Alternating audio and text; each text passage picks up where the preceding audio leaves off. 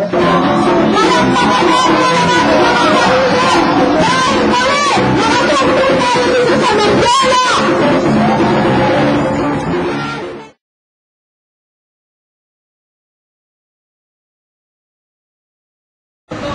po sa record, ano po yung buunin yung pangalan ng ginagawa niyo? Ako si Ramon Cornelio, dating photographer. Tumigil na ako dahil nakakatakot na. Itong maliit kong tindahan. Bali ba ako namamahala ngayon dito sa pag-aari ng mga magulang ko. Meron din akong effect. Simpleng buhay na lang hinahanap ko nga. Dito po ba kayo lumaki? Ako sa Manila, 1957. Actually, birthday ko sa July 22. Tumira ako dito na nagsimula ako 1985. Kasi palipat-lipat kami ng bata ako. Pero dito mismo, 85 ako tumira dito. Yun, dalawa pa lang ang anak ko nung nangyari ng Jola Masala.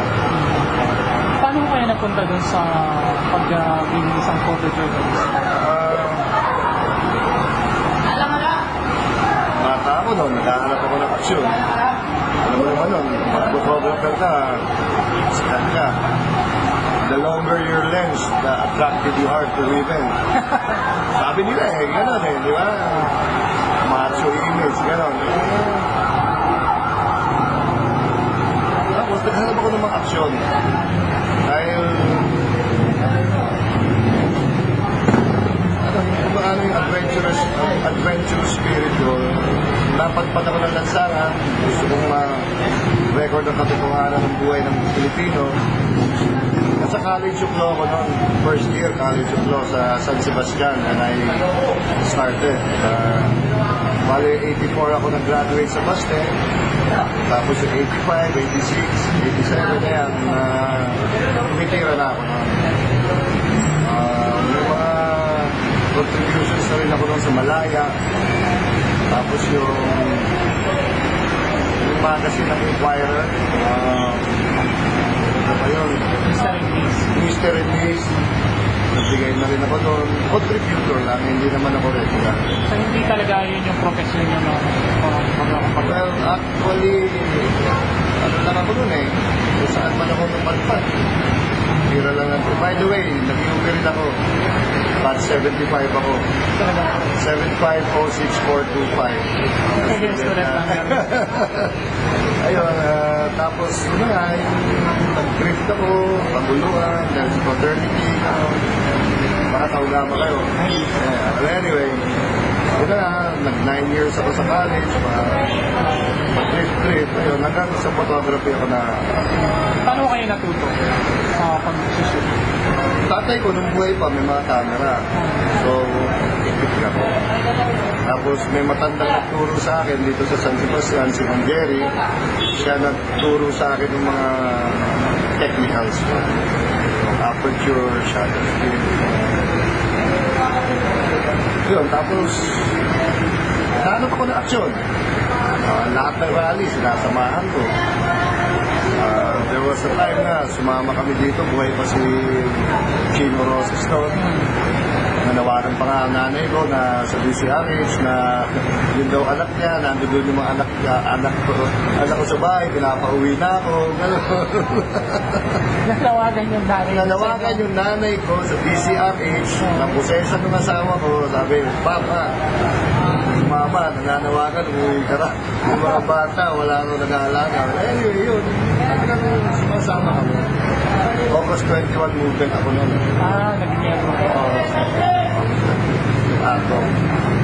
Yung mga, pero nung medyo kalilipad nyo lang dito, madalas na ba yung mga rally? Mga rally. Ang intention ko nga, gumawa ng dito.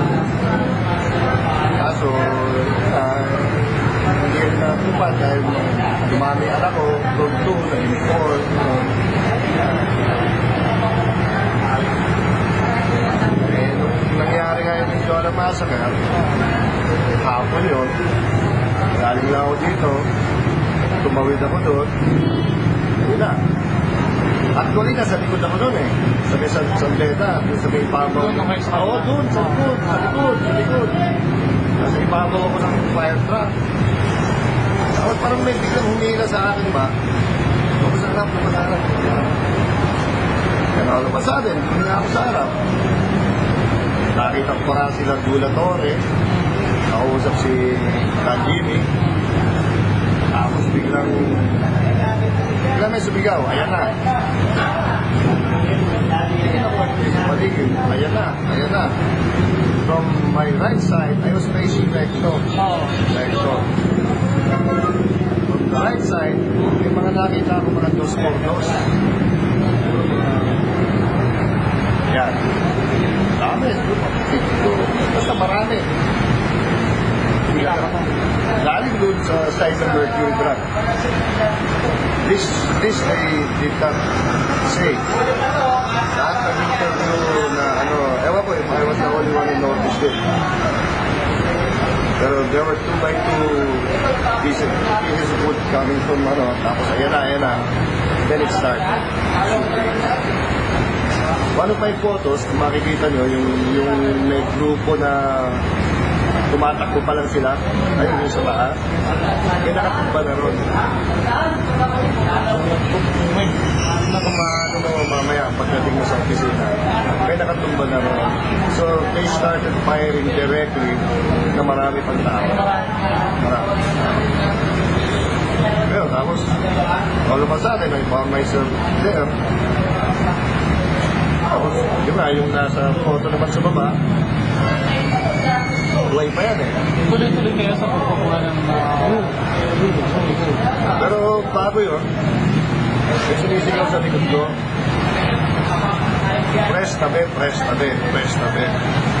Sumagot ang ngayon ako. I was shooting dito, so I assumed it was somebody who had something. Bakit pa niya ako pinapatabi? Tapos, sabi ko, sige, tumira ka. Ako silhouette ko.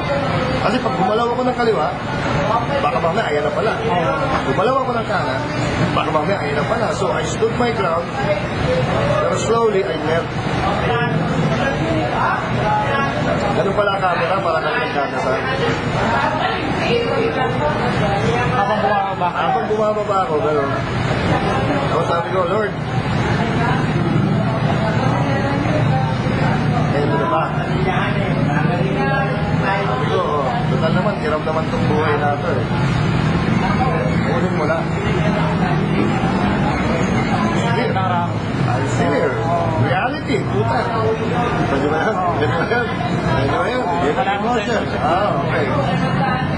Ayan na, sa harapan ko, bangkay na, yung full of blood na yun. Tapos yung oras dito, gumagalaw ka na. Tapos bumungol siya, pero the brains were spurting out.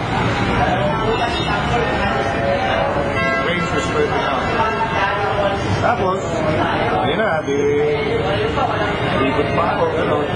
Kumuha pa ng ibang tira, sabi ko, ito na yung action na hinahanap ko. Ang bigat mo, Lord. Sabi ko. Ito, habang kumuha kayo, may namatay na doon sa harapin nyo, ito kayo kumuha pa, tuloy-tuloy pa rin ba yung putukan sa matagal yung si putukan? So, nandito kayo sa may side mismo. Ano ko 15 minutes. Okay. So, galing sa dito mismo sa side ng Medjola, saan kayo, saan yung dalawa? Bali ba, Ito. dito ako sa side ng Medjola, nandito yung Corona Bazaar. Dito ako sa gitna. Between the island and the sidewalk. Kaya, tapos umiikot ako galon, yung para sa gitna, para may makuha naman ako shot papunta sa Corona Bazaar naman. Wala na yung Corona Bazaar, kahit Jollibee na yan. Tapos, doon kami nakita ni Luis. I didn't know him.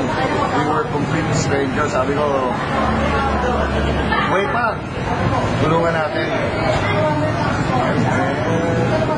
Ako sa taas, siya sa baba, binuhat namin yung mga bangkay sa jeep para dalhin sa ospital. Actually, guilty nga kami ron eh. Inalaw namin yung crime scene. Technically, if you will go by now standards na we tampered with the evidence. Kaso, my point was, if ever there was still life left, although I know it was a headshot, at yung pungon, alam ko ng kaluluwa na yun, he was going already. Sabi ko, why not try? Baka pa makachamba, di ba? Kaso wala na talaga, nung binuhat natin. Kaya lang, on the other hand naman, kung sino man yung mga gumawa, no? They knew what they were doing. They knew what they were doing. Kasi pagbuhat namin ni Luis, bumakas yung jacket, ang dami nang naglaga ng pimpat. Frontliner yung bumakas. Frontliner. I mean, he was in fatigue jacket. Buhat namin karon, bumukas yung jacket. Ano Ano pong klaseng jacket nito? Camouflage. Alam mo na, yung ano talaga. Ano ba? But anyway, sabi ko there are other ways of ano ba masasabi? Neutralizing the opponent. Pero, why headshot? Lahat kung tinamaan, headshot. Wala sa katawan. Wala. I don't know who did it. My back was turned, pero narinig mo, sinigawan ka na press tabi. I didn't know what they meant.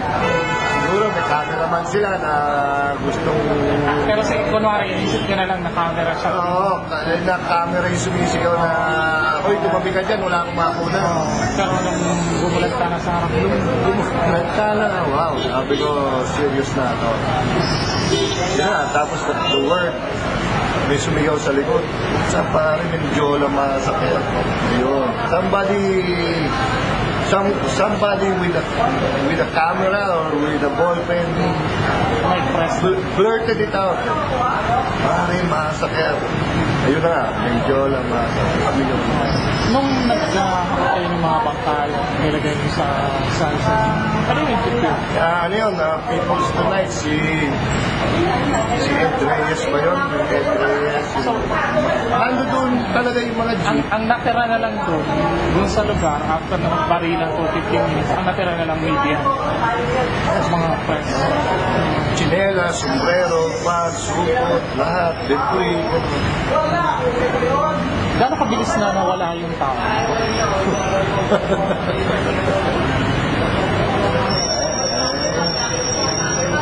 Yung daming yun.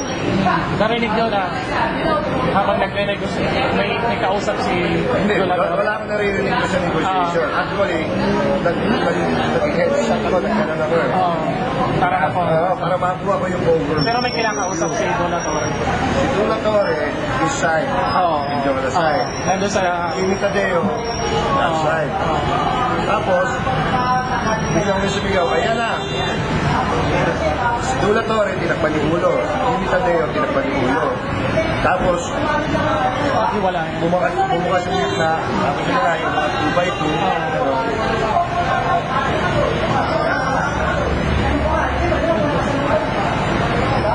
So, habang nagkarga kayo ng mga bangkay sa... May ginagawa pa ba iba yung mga militar? Well, yung mga rin namin ni Luis. Na-disperse na. Kumukuha kami. May lumabas na jeep ng SWAT or basta nakaano sila yung tear gas na maskara. Denitrado pa nga si Luis doon na nakaganon yung isang tear gas ng sundalo nakaganon sa kanya. Ewan ko kung yun o liwasan mo ni Basi basta yun yung mga itsura na yun. Pero, Sinundan nila. Bago pumutok, bago magkatutukan, Oo. nagpaputok ba sila ng tear gas? Tear gas ba yung Wala. Wala. Tear gas came after. na magtulasan na yung tao? Oo, after. Kumbaga, no? Pak. Sumunod yung tear gas. Hindi muna tear gas muna, tapos pak. Hindi. Pak. Kaya habang kumukuha kami, bukod sa luha na galing doon sa nakikita ko, luha na rin ang tear gas. Gano'n kayo karami sa yung mga press yung nasa lugar? Yun, siguro. Sampu yung nasa gitna. Nasa gitna. Pero marami yung Nasa gilid. nasa gilid, yung mga naka-post. Naalala niyo ba kung puro Pilipino ba itong lugar? Si Sandro Tucci nasa likod ko. Time Magazine siya. Sandro Tucci, tapos may dalawang puti pa na hindi ko So, nung bubuhat na kayo ng mga sugatan at may tapang, itong mga, yung ibang, yun nga, yung mga hindi Pilipino na media o ng press, tutulong ba sila? I don't remember. Pero there was a shot na marami kaming isang kamay kami. Kasi yung iba natatago, merong nasa foreground, may nasa background. I couldn't see if they were foreigners. Pero I felt meron din. After nung nakuha na alis nyo na yung mga bangkay, hanggang sila na kain nyo? Sa akin. Umuwi ako rito. Actually, meron pang isang bumagsak dyan sa harapan ng bahay namin. Binipit yung mga kasama nila. I got a pail of water from inside. Inuusan ko. Kasi yung dalawang daughters ko, Nakita mo na. siya. Tapos, nung pagpasok ko dito sa bahay, dinakap ako ng dalawa, kapit na kapit sa akin yung tear gas. Oo, kulay dilaw pa yung tear gas nun eh. Ewan ko kung anong kulay ng tear gas. Tapos yun na, nagpa-develop ako ng film, kasi wala nga akong pinupunta na dyan, no? I had my films developed sa Cap Avenue pa. Ayun, tapos sinabit ko, may nag-print, may hindi nag-print. Pero, I offered that. Ayun, kaya naman ako tumigil na ng photography. Binayad nila sa akin 35 pesos per frame.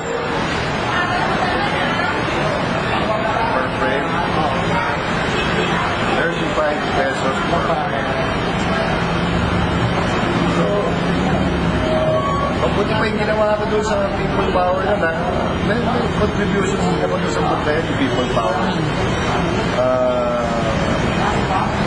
Nandun din kayo? I have 5 photos there. Yun. Ginawa nilang t-shirt, yung isa. Ginawa nilang poster, yung isa. Malit talaga pagka-freelancer ka, malit ka. Hindi katulad yung mga kilala talaga na may kontrata. Nung lumabas na yung mga yung mga picture ng pasok, ano yung naramdaman nyo nung tinitingnan? Papasalamat ako sa Panginoon na nandito pa ako.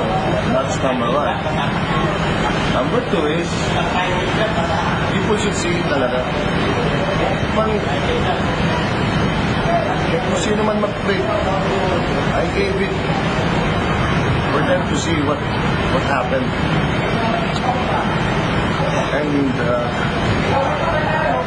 the capability of the government to do what it did. I wanted to show it that there are ways to neutralize your opponent, pero you can go through the kneecap and go to the shoulder. What pa kailangan ng ulo? Okay, palagi na nga natin talagang frontline na yung tinira. Palagay na nga natin talaga, MTA yung tinira. O sige, nandun na tayo.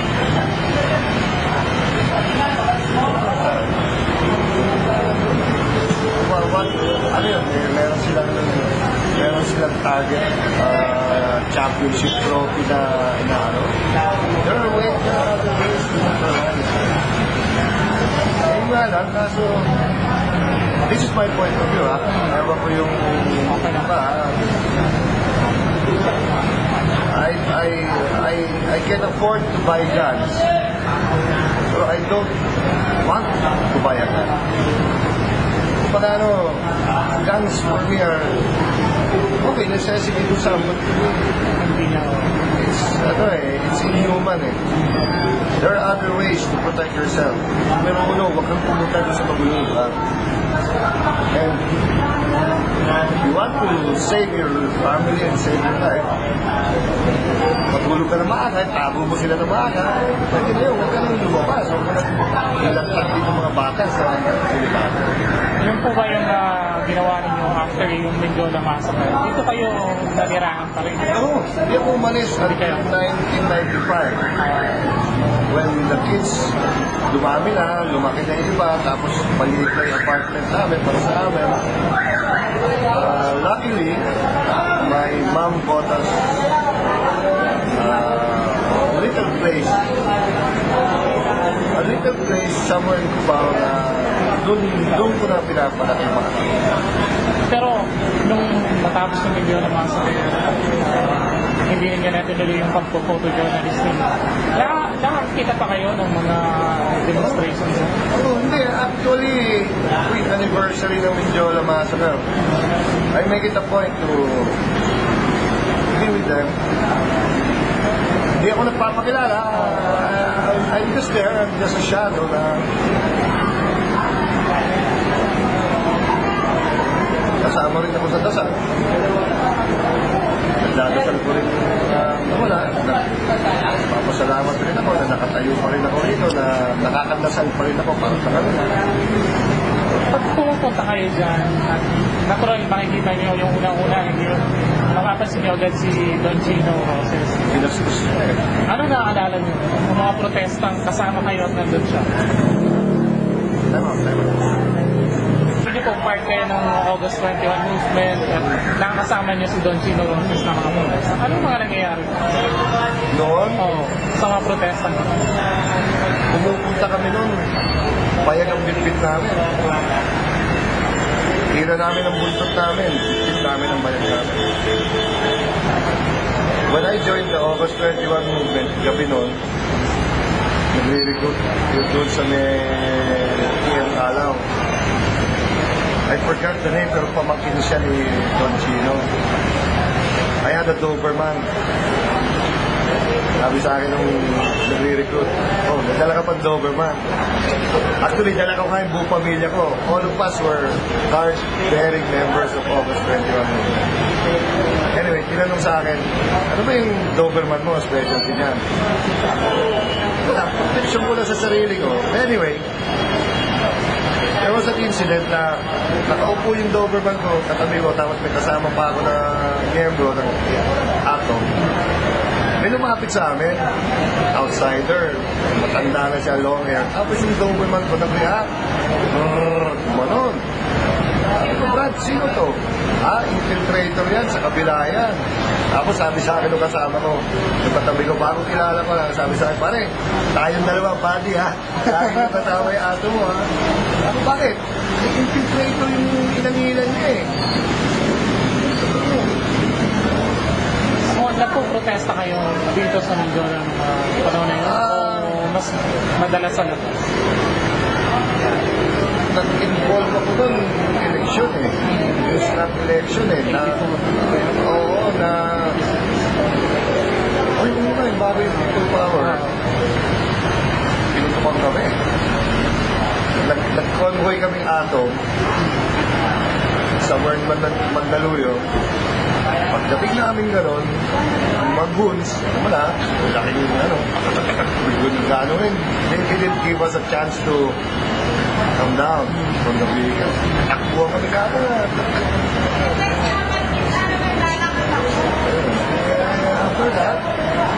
na fugitive na ako. Ano, hindi na ako umuwi rito to protect my family. Tapos madalas kami no, sa Santo Domingo. Doon kami natutulog. Wala na uwihan. Yun na, tapos nung death threats pa nga kami. Kasi may radyo yung kasama ko. Ed, I think, Ed was his first name. Pakinggan nyo, itong plaka nyo, itong kulay ng kotse nyo, pakinggan nyo, kitang-kita na namin kayo kung nasa kayo dumadaan. Magot ngayon yung kasama mo. Nakikita mo na pala eh, bakit hindi mo na tuloy? Nalalaman pa namin na gagawin nyo. Gawin mo na. Magot. Ano pa rin kami, siyempre, evade na lang kami. Wala kami pagbaho eh. Yun, tapos diba, yung people power na.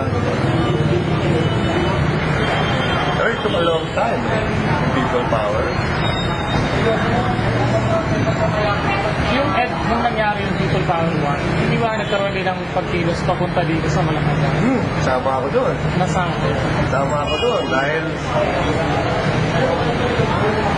paano si Pato? Dinando doon pa kami sa EDSA.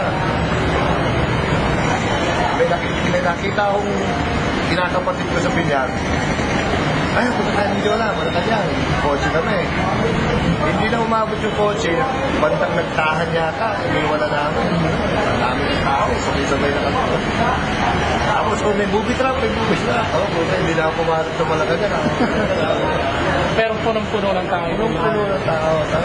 Nakikita nyo talaga yung sinasampal yung lisato, yung totoo. Masaya kami yun. Wala si Marco.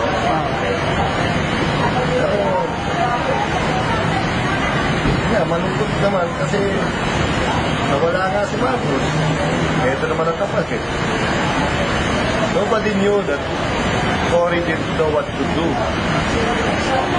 with the powers natin. Masyadong magagaling yung nakapaligid sa kanya. Yung cordon sanitaire niya, masyadong magagaling. Kaya nabuhay si Kiswari dahil may nakialam. Yung gesture of reconciliation, masama yung after effect. They should have left Kiswari alone. Look what's happening now. Buhay na buhay ang amo sa'yo. Magagalit sa akin ang amo sa'yo. Balik lang po ako dun sa nabanggit ko kanina, yung mga protesta nandun si Vincio Roses. Sino pa yung mga nakakasama niya? Mga kilalang personalidad? Nelly Pimentel. Yung Luz Aquino. Tapos Nicky Cosete. Sino ba yung... Nagpo-protesta ba sila dito sa aming Mindoro mismo? Paano sila hinaharap? Mga police? Knowing na nakakilala silang personalidad? Siyempre, merong tirador ang pulis eh. Merong tiga-disperse. Pero before the dispersal, meron din diplomatic side.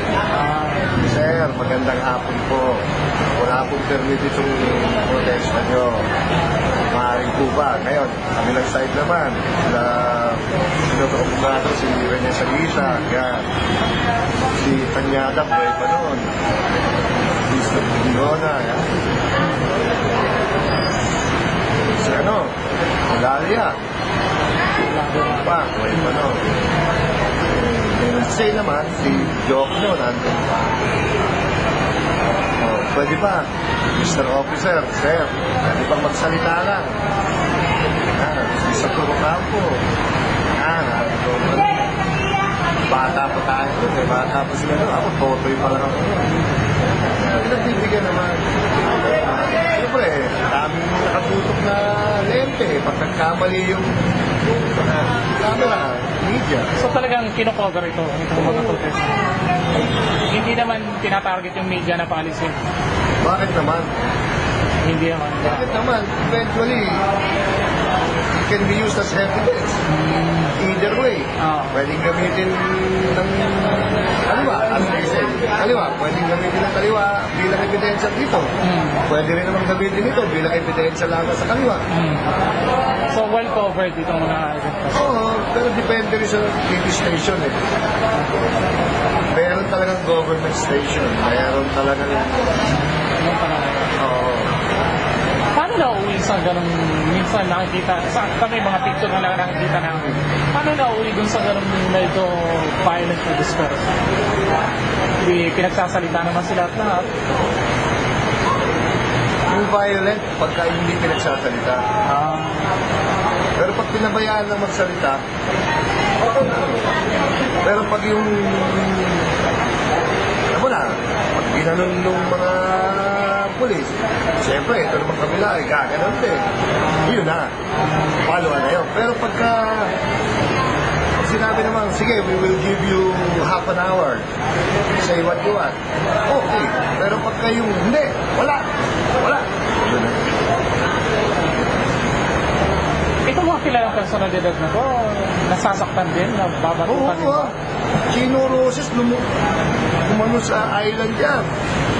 Ito yung island, ayan ang island. Lumuko siya. Tapos tinatakpan sila nilang sa Pino. May mga kuha sila doon siya. Sa kabila ng kilala siya, personalidad. Ayan, tapos, ginamit na tubig pa doon galing sa estero. Yung post ng fire truck, Nandiyan sa estero niya sa gilid na sa estero din San Miguel, umpak sa kanila. Kaya kung sino yung amoy estero, dinadampak nila. Minsan may dye pa eh. sa pangmarka talaga. Pagmarka talaga. Pag amoy estero ka, galing ka ron. Sa mga pagsama niyo yun, or pag-cover niyo, hindi naman kayo na target ng police na uli niya. Actually, yun nga ang disadvantage ko. Akala nga nila ahente ako. Dahil, Ng police. Oo, dahil nga malaki ako, tapos yung bukid ko, hindi pa ako nagbibigot, Kala nila pulis ako, kala nila ahente ako. Paano niyo dinigil yung pag-iingat? There was one incident, hinihekel ako. Ahente. Pagtingin ko, mga kilala ko. Mga Brad ko. Sinigawa ko sila. Uy, tumigil na tayo, baka mabugbog ako dito.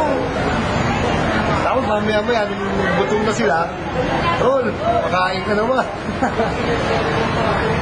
Pero sa part ng media, may mga ahente ba talagang nagpapanggap na sa panahon? Ang ahente, maraming suot yan eh. Minsan may nakita ko, PLDT pa suot. So it's not necessarily the media. Magpapanggap sa Oo, kasi kung intel ka, katulad ni Serpico, have you watched that film, Serpico?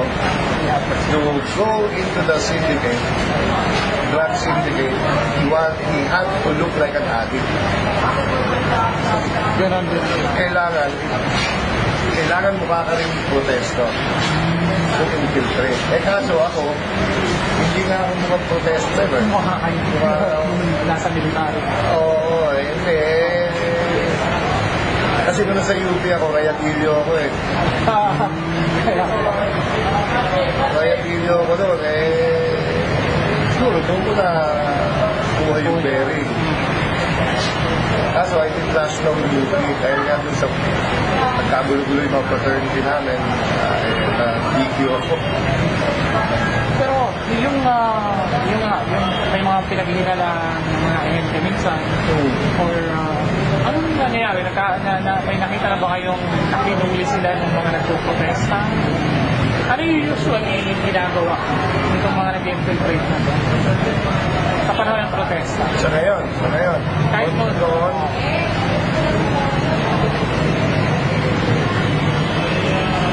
Well, pinabox out lang. Ano ba, may camera ganyan. Ano lang, hindi naman talaga harapan. pero nagbubulungan na. Kaliwa, tingin. Pag ganun, kaliwa, tingin. Okay. Pag-identify na nila, guguluhin nila yung tao. Pero hindi naman yung... Hindi siya. Hindi naman. Wala pa naman na... Ngayon ba? Ngayon, marami. Nandito kayo, tapos natural, lapit-lapit na lang. Ano na-obserbahan niyo sa progreso? May halaga eh. May monetary value yung presence nila eh. Ewan ko ha, kung may mga die-hard pa dyan. Ako nung panahon ko, pag sinabing tara, tara. Sama ko pa pamilya. At wala akong inaantay na abot. Ngayon, merong payroll. Yung iba. Pero, tulad ng LFS, yan, walang payroll yan. Kaso ang hirap, hindi nabuhuan loob, di ba? Paano kung hindi na po? Hindi katulad nung panahon ni Ikabod. Kilala mo si Ikabod? May Marcel. Hindi. Ay, yung tabod na karakter talaga. Hindi, kilala mo. Si Nonoy Marcelo gumawa ng karakter. Partner siya ni JB Bautista eh. Asawa siya ni Luigi. Si Lian Alejandro. Yun yung tao sa akin. Yun si Ikabod. Yun. Si Lian. Yun ang puso ko yun. At may mga 15 kayong gano'n ng puso.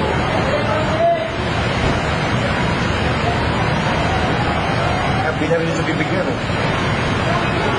Ewan ko kung nasa akin pa yung litrato, dito tama na, panunag talaga. Hindi wala ilong. Wala pa rin yata ilong na. Mabalik ng Rosario Drive sa Tinira eh. Nako-cover niyo rin yung Isang kasama rin na puno. Nagkita kami sa Quiapo, pare oh. Yan ah. Ako, akin na lang to. Sige to. Sana dali, pauwi. Nakahiga raw siya. Eto okay rin lang. ano lang to patay na rin naman yung nagkwento sa akin eh.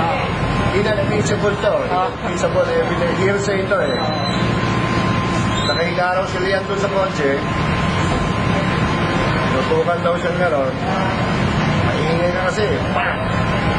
Yun, ayon doon sa... Ayon. Hindi ko na. So nakita niyo itong personalidad na ito, si Lian Alejandro, si Chino Roses.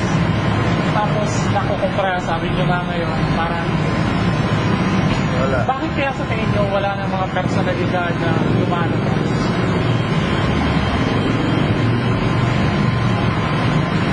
Nasunog ka kasi. Ako nasunog ako. High expectation ako noon. Si Cory, siyempre si Cory. Kaso sa playing si Cory.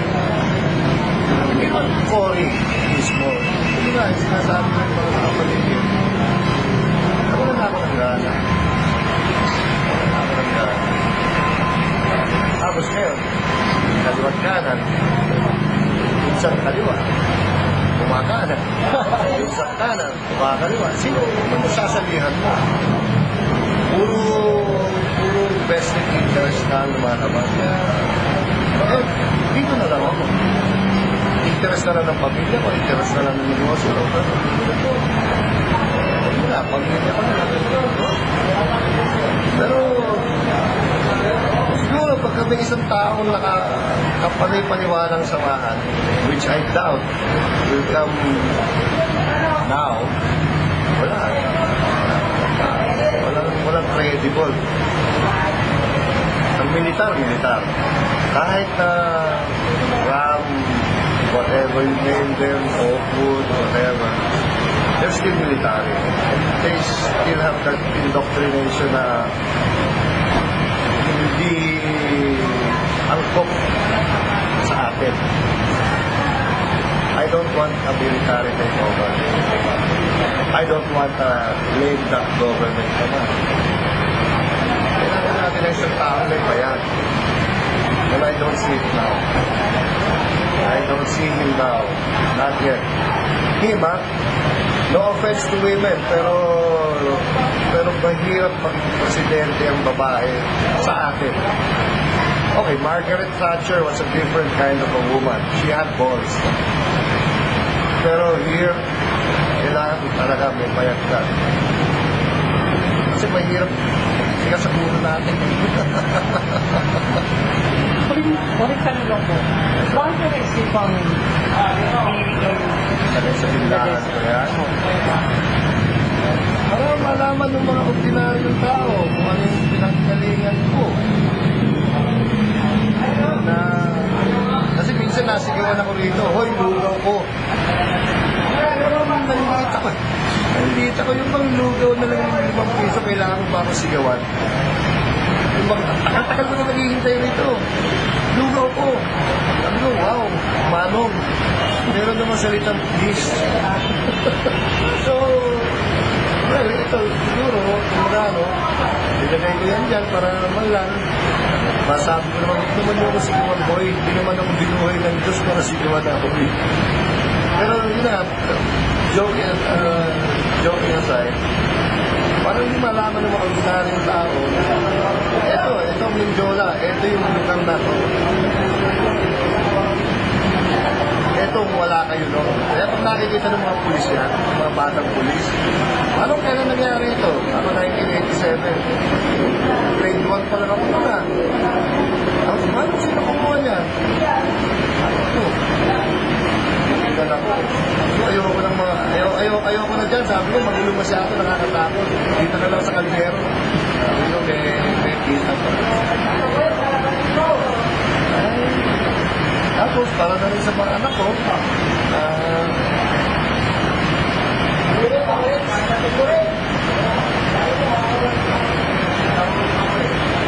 makita nila kung saan sila lumaki. Dito lumaki yung 2 panganay ko. Dito nabuo yung pangatlo ko. Dito rin nabuo yung pang-4 ko. Para malaman nila, dito sila lumaki. This is home. Actually, we're now living in Cubao. Pero eventually, I'll be coming back here. And I call this place home. This is where I almost died. And this is where I live now. Sana makabalik ako dito. Ano man yung naging part ko sa history. I know I'm part of history now. Yung mga trato ko na publish na yung power ko, meron akong 5 ron. Tapos ito, mga bigaryo, nagdala nitong mga ito. This is what I live behind.